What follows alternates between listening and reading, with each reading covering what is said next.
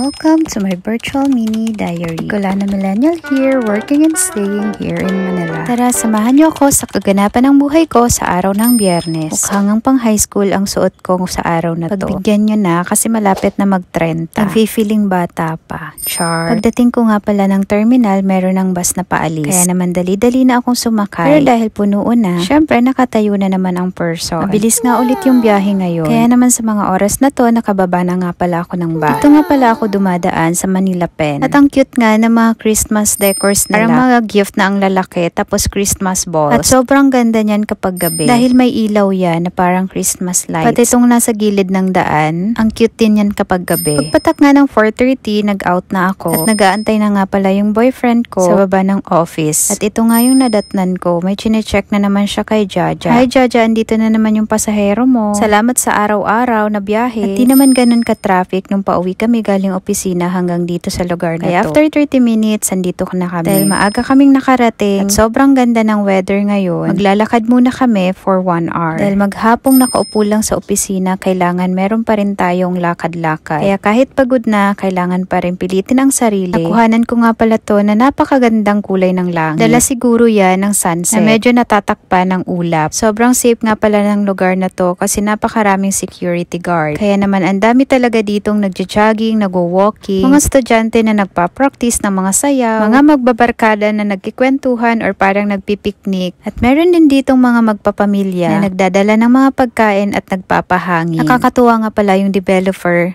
ng lugar na to kasi hindi nila pinapatay yung puno. Bagkus nililipat nila to sa maayos na pwesto. Kaya maraming naaakit sa lugar na to kasi ang daming puno at hindi mainit. Napakasarap ng hangin dito kasi hindi pa masyado dinadaanan ng mga sasakyan. At marami talagang mga puno sa gilid. Yung hangin dito nakakatanggal ng stress tapos puro green pa yung nakikita mo. Mga nasa 6 PM na nga pala sa mga oras na to. Kaya isang ikot na lang kami dito sa oval. At nag-decide na kami na bumalik doon sa paradahan ng mga motor. Dahil nakaisang oras na rin kaming naglalakad. At nag-decide na kami na ihatid niya na ako sa bahay. Mga 6:20 nga ay nakauwi na ako ng bahay at siya naman ay pauwi na rin sa kanilang bahay. At yun lang, bye! Happy Friday!